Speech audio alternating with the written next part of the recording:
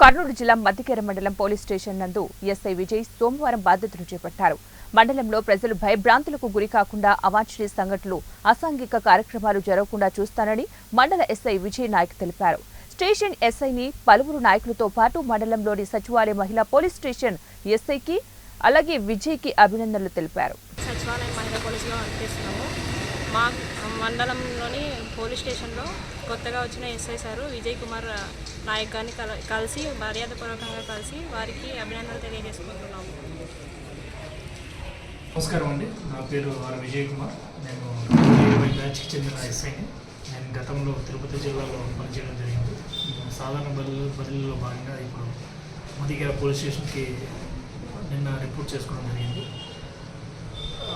report చేసుకున్నందుకు నేను చెప్పేది ఏంటంటే ఈ మండలంలో ఎటువంటి